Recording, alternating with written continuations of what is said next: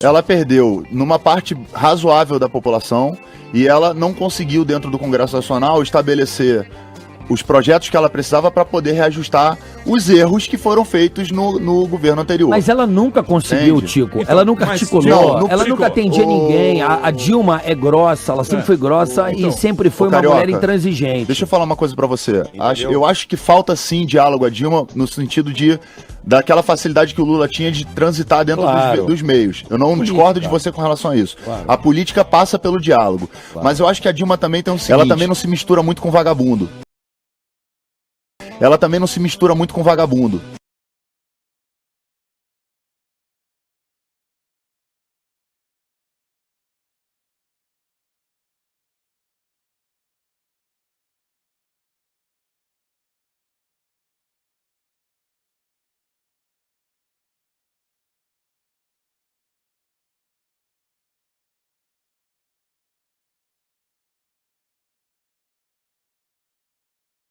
Terroristas que pretendiam promover uma revolução socialista no Brasil nos moldes do regime implantado em Cuba. Esses grupos eram formados por pessoas que hoje fazem parte da política nacional. Entre eles, Dilma Havana Rousseff, integrante das organizações guerrilheiras Polop, Colina e VAR Palmares.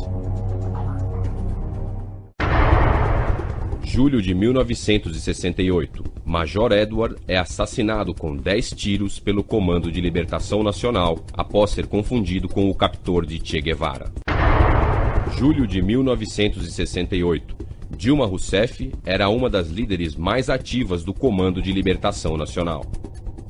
Qual o grau de envolvimento de Dilma nesse crime? A imprensa buscou obter essa informação, mas por determinação do Superior Tribunal Militar, o processo de Dilma, que antes era público, foi separado dos demais. Ataque terrorista no Brasil. São Paulo, terça-feira, 26 de junho de 1968.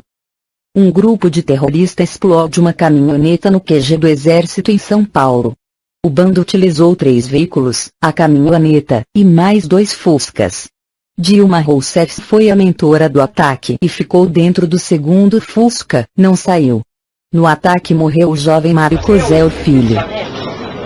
Tive uma participação armada. Quando eu entrei na Faculdade de Medicina, lá em João Pessoa, na Paraíba, por uma porta, em 1968, pela outra porta eu entrei no Partido Comunista Brasileiro Revolucionário, que era uma dissidência revolucionária, como diz o seu próprio nome, né, do Partido Comunista Brasileiro. Eu continuo sendo um socialista, portanto de esquerda, né? Mas sou uma pessoa que acredita que a democracia é uma questão essencial, coisa que nós, na época da esquerda leninista, etc., né, nós não considerávamos. Nós achávamos... A democracia como um sistema ideal? Não, nós éramos pela ditadura. Do proletariado? Do proletariado. Nós éramos contra a ditadura militar, mas éramos a favor da ditadura do proletariado. Isso aí é preciso dizer a verdade toda, né? E às vezes eu ouço meias verdades, né? Como a ditadura militar nos oprimiu barbaramente, né, de forma violenta, muitas vezes as pessoas pensam, né, que não existiam no campo da esquerda coisa igual e até pior. Né? A gente botava para quebrar o movimento social de tomada do poder, é isso que nós queríamos, e transformação daquilo em socialismo. E que nós não éramos exatamente contra a ditadura, nós éramos contra a ditadura militar burguesa, mas nós éramos a favor da ditadura do proletariado. Isso ninguém diz. Além de ser companheiro da Dilma por esse tempo todo, nós identificávamos muito sempre, importante, gratificante, nós temos vivido muitos anos juntos, praticávamos ações de expropriação, que nós chamávamos dos bancos. Nós íamos buscar dinheiro nos bancos, nós queríamos ter dinheiro para comprar armas. Fizemos ações em quartéis também, alguns quartéis. O empresário Boylan. Eu participei da ação, eu dirigi a ação e fui o autor do tiro de... Aceitassem a troca, nós executaríamos ou não o embaixador? Essa pergunta foi feita para mim no CNMAR, no intervalo de 2 sessões de informação. Essa pergunta, babaca. Eu não tenho dúvida nenhuma. A decisão era de executar. Você pode chegar e dizer, podia na hora o cara tremer? Bom, mas a decisão era de executar. Os principais ex-guerrilheiros que se lançam na luta política costumam dizer que estavam lutando pela democracia.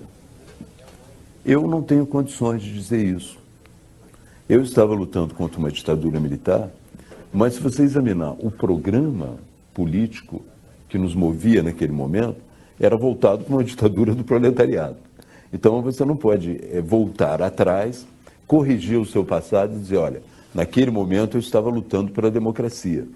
Havia muita gente lutando pela democracia no Brasil, mas não especificamente os grupos armados.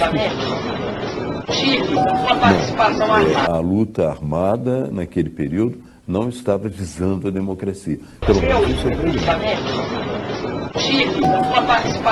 no caso de Cuba, por exemplo, há divergências muito claras no que se pensa sobre Cuba. O presidente da República comparou os presos políticos cubanos a delinquentes comuns de São Paulo, que é um equívoco. Pela minha posição, na minha posição, Cuba é uma ditadura, os presos políticos de Cuba estão resistindo com dignidade e mereciam um respeito do Brasil que o presidente não expressou. Também é diferente. Eu não tenho nenhum sentimentalismo a respeito do passado nem a respeito de Cuba. Essa aura romântica que envolve a Revolução Cubana, para mim já se dissipou, porque, sinceramente, o século XX, para mim, já acabou. Já acabou há algum tempo. E eu acho que isso também é um marco divisório. Primeiro, avaliar o seu próprio passado. Segundo, avaliar a relação que se tem com o que se lutava, com o que se lutava no passado, a relação que se tem com o chamado socialismo. A minha posição é bastante nítida, no sentido de dizer que houve uma luta pela democracia no Brasil. Nós, de uma certa maneira, participamos dessa luta, mas com um objetivo diferente. E, finalmente, nenhuma condescendência com as ditaduras. Ela também não se mistura muito com vagabundo.